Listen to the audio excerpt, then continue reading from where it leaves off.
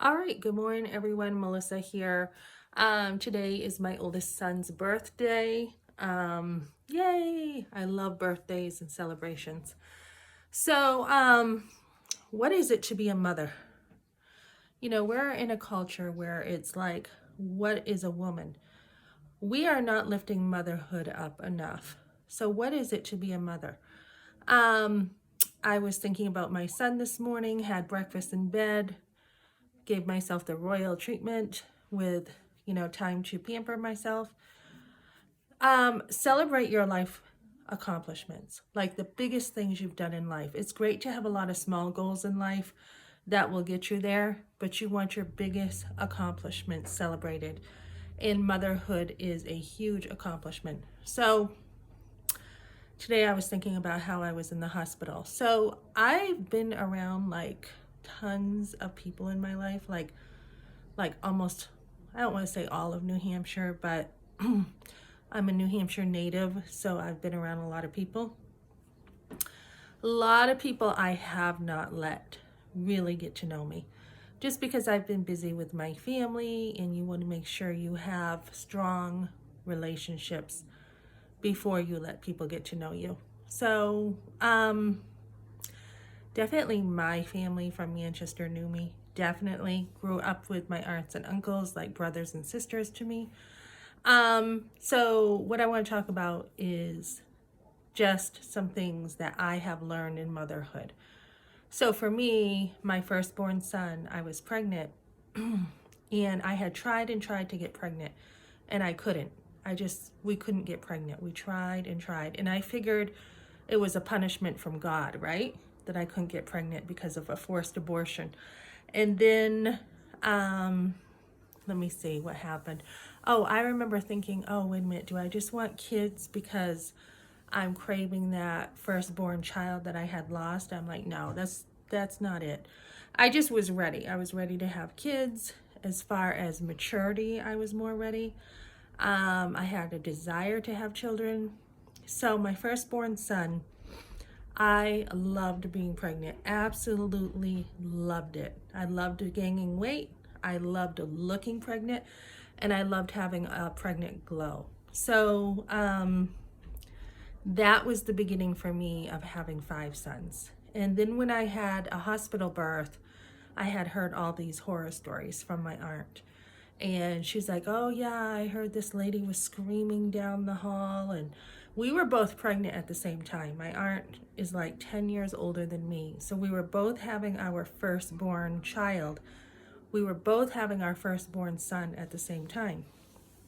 So I heard all these stories. And I'm like, okay, I do not like pain, so I'm going to get out of it. So I thought an epidural, haha, I thought that would be a way to get out of it. And actually, it wasn't. I actually couldn't feel anything from my back down. And to try to push, I mean, that was really difficult. I couldn't feel anything. So later, I was on this machine that just tells you when to push. But before that, I had Pitocin. I was put on Pitocin, and I had 3 days in the hospital where my placenta started to separate and I was bleeding. Now, a lot of people don't talk about this, that abortion can cause that. Abortion can cause a lot of complications for women where they cannot have children anymore. So I am very fortunate that I have had 5. And I did think, again, that was a punishment from God. I thought, okay, I'm going to lose my firstborn son. So the Pitocin was just, he wasn't moving as much as I thought he would. And looking back, I probably could have had like a candy bar to get him moving. I went to the doctors and they're like, well, we can put you on Pitocin if you want. And I'm like, yeah. So I don't believe he was really late, if I remember right. Like all my records are in storage and, I need to get all my stuff. But he was only 7.5 pounds. He was my smallest guy. And yeah, so they put me on Pitocin.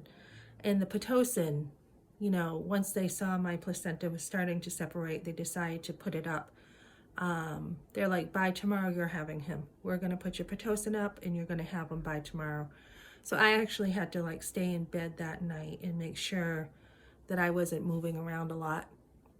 And I had family, you know, calling and saying, why is she in the hospital for so long? What's going on? Like my husband's grandmother was like, oh my goodness, is she okay? You know, 3 days of labor I'm having, not just in the hospital, but labor. So it was all worth it. He still was not ready to come out. He wasn't. He came out very sleepy. They actually used forceps on him to get him out. So he had like this cone head at the beginning, and we just put a hat on him, a cute little hat, and covered him in a blanket, and he was my bundle of joy. And for women who have had, like I think broken families, or you just haven't felt, how do I say this?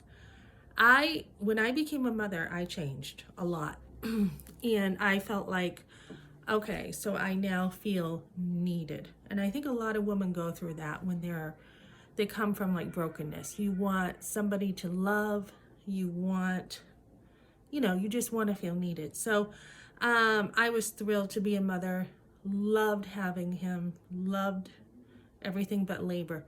So my second one, I'm like, I'm going natural. No way am I going to go through this again. And I did. I had just a shot of Demulin in the arm. Didn't really feel it. Kind of like, you know, wine that might take the edge off. That's it. So I had him natural. They were both born around the same time in the afternoon. My third son, I'm like, I'm going with a home birth. You know, I'm not doing this hospital stuff. That was an awesome birth. I just had wine. I just had some wine to take the edge off for the back labor I was having. Had a hot shower, and he came out super fast. And it's funny because he is my hyper guy. And then my fourth one, yeah, that was another easy labor, very easy. And then my last one was a long one, very long. I was older. I want to say it was, I don't know, almost like 48 hours of pushing. It was a long time of pushing. But he was my big guy. And, you know, I had the hospital right near me. So I was fine with doing that. But I used, you know, being in the tub and just other techniques to go through that. So when you go through labor, you become stronger. You become a stronger woman because you know that you can do it. So that's pretty much what I have for now on the side of having children. I'll be talking about mothering more, but whether you have, you know, 2 children, 5 children, 10 children, the fact that you are a mother should bring honor to you. Not that you're trying to get honor, but the very fact that children bring you honor and elevate you to motherhood is a huge blessing. Whether they are a blessing in life or whether they're not, the very fact that you had children is a blessing. Because some mothers have not had it easy, right? But they have been honored, or it's been bestowed upon them to be a mother. We think children are just a pain, they're brats in society. Who wants children? They cost way too much money. It's actually the way you think about it.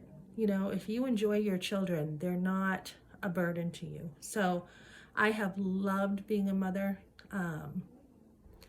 You know, there's nothing like it. It's, you know, you want to be nurturing, you want to be loving, but you want to be firm, especially when you have sons. So I have loved being a mother and very, very proud of that. That's been like having my sons, that's like 5 major accomplishments in my life. So thrilled to have them. So that's what I got for now, ladies.